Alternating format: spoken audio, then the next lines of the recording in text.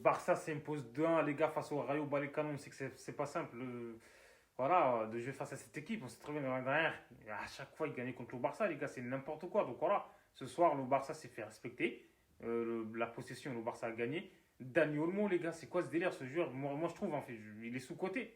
Donc, Dani Olmo, avec sa tête de Céline Cavani, les gars, il est trop fort. C'est n'importe quoi. Donc, lui, il est efficace, en fait. Il est là, il n'est pas là pour Sanga. En fait, c'est un joueur, il se prend pas la tête. Il joue simple. C'est ça, en fait, le football. C'est plus difficile de jouer simple. Donc, voilà. Lui, il est là, il fait pas de gris-gris. Donc, voilà. Honnêtement, moi, je trouve que c'est une valeur ajoutée à cette équipe. Et comme je l'ai dit, il est collectif, il pense à l'équipe. Quand il faut marquer, il marque. Quand il faut faire une passe, il fait une passe.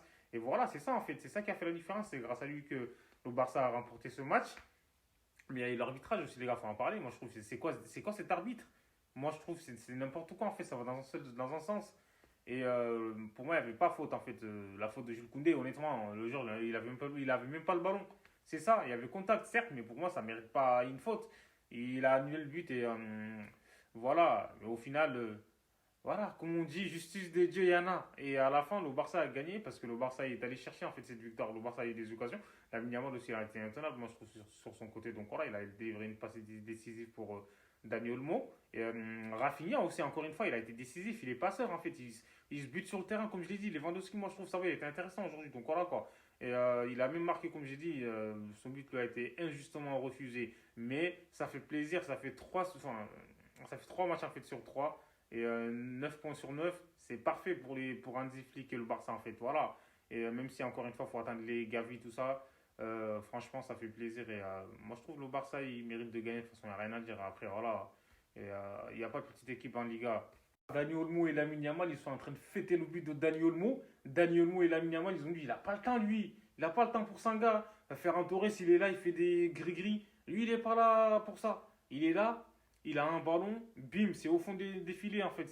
Quelle efficacité, c'est dingue. C'est chirurgical en fait, sa précision. Contrôle, frappe direct, c'est quoi ce délire en fait? Frappe enroulée du gauche, c'est ça. Il ne pouvait pas mieux débuter en fait avec le Barça. C'est incroyable, moi comme je l'ai dit, c'est un joueur en plus et il va faire énormément de bien dès qu'il est rentré. Moi je trouve en fait ça a changé. Parce que Ferran Torres, je sais pas si c'est la pression, mais franchement il est pas enfin il est pas nul, mais Ferran Torres, il a du mal. C'est ça, en fait. Donc, Daniel Olmo, il ne se pose pas de questions. Il est là. Il pose son pied devant le ballon. Il ne tremble pas. Son pied ne tremble pas. C'est ça qui fait la différence. Bravo.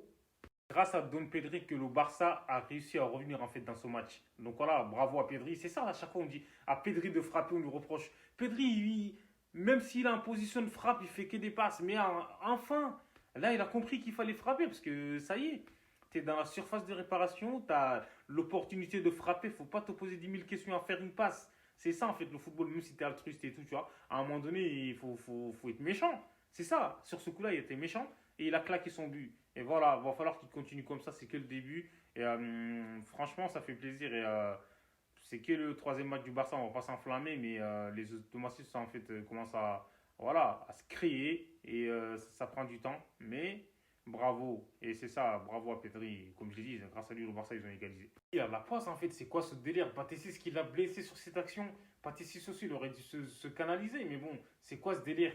J'ai l'impression qu'il était en pleurs un peu Pedri, mais j'espère que c'est pas très grave pour lui parce que ça y est, les blessures en fait, comme lui, comme on dit, sans les blessures, lui, honnêtement, il peut passer un vrai cap. C'est ça en fait qu'il freine parce que quand tu joues au football, à chaque fois que tu as de l'appréhension, c'est compliqué en fait de progresser. Donc voilà, j'espère que comme j'ai dit, c'est pas très grave et qu'il va s'en remettre très bientôt.